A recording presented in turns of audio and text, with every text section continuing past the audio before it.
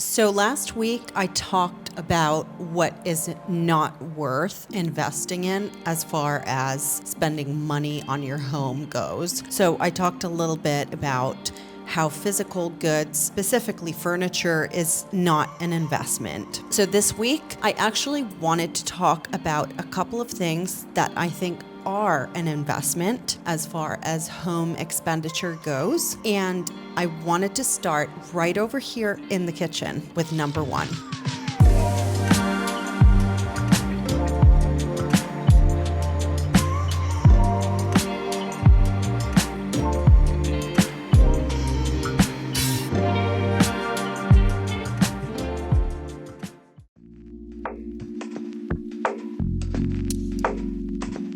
So number one actually is home insurance, proper home insurance. So in Switzerland, of course, you have different types of home insurance depending on whether you own your home and whether it's a single family home or an apartment and so on. But in any case, we actually got a very comprehensive home insurance policy that included glass. And glass, it usually refers to all sorts of surfaces, not literally just glass. And so if you watched my house tour video, I showed you our previous countertop, which was ceramic, and it basically cracked right down the middle a couple of months after we moved in. And luckily, because we had this home insurance policy, we could replace that kitchen island countertop at no cost to us. So basically this morning, a crew came out here and installed the new countertop and got rid of the old one, the old cracked one. And yeah, it was kind of fun for us too, because we basically got like approved and a budget that we could spend on repairing it or replacing it rather. And we went to a couple of different shops to look around, and then we settled on this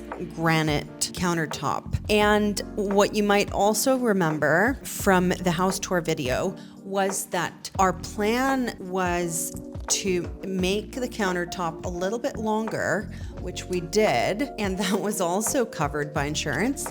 So we made it a little bit longer on this side so that now it can be used as a bar as well. And this is why I think it really is worth investing in a proper home insurance policy that covers things like that. Because when you own your own home, you basically, when something falls apart, as you know, you have to spend your own money on repairing it. You can't go to a landlord and ask them to replace it. So that for sure is my number one.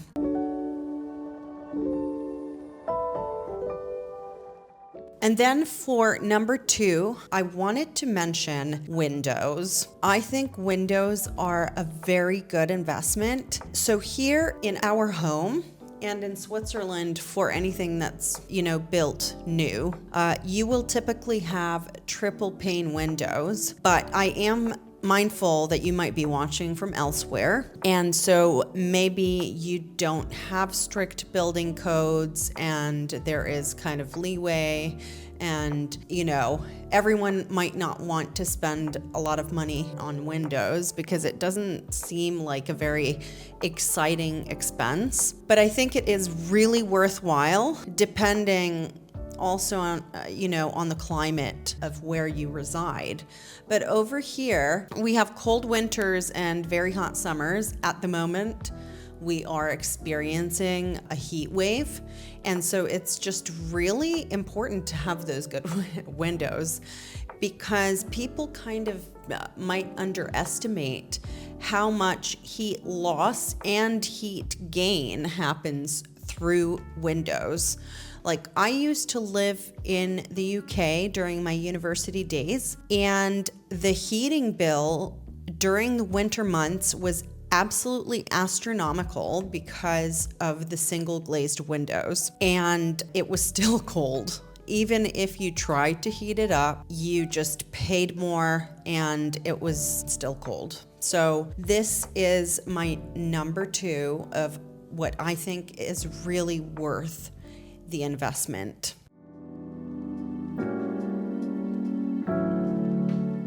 Third and last point that I wanted to mention was that our facade is basically made up of pre-aged wood. So you might recall, if you've seen the video that we made with the architect of the house, he mentioned that they used pre-aged wood.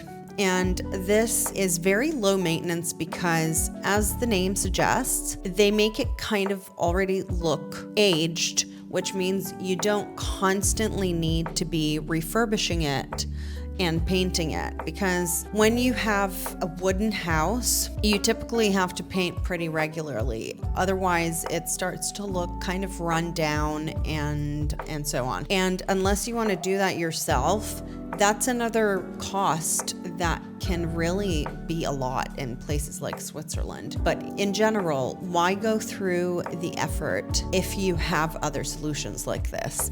So I hadn't even heard about this pre-aged wood before the architect mentioned it, and it's kind of a random thing to include in this list, but I really think it's a good one. If I were to make that choice now, I would definitely go for the pre-aged wood again. So I hope those were interesting and helpful for you. I want to do a bit more of these because there are just so many details in this house that I sometimes don't think about or maybe take for granted. And I think they're maybe worth talking about in more detail, like the windows, for example. So just also let me know if there's anything you'd like to know, and maybe I can cover it in another video. So thanks again for watching, and I'll see you again next time. Bye.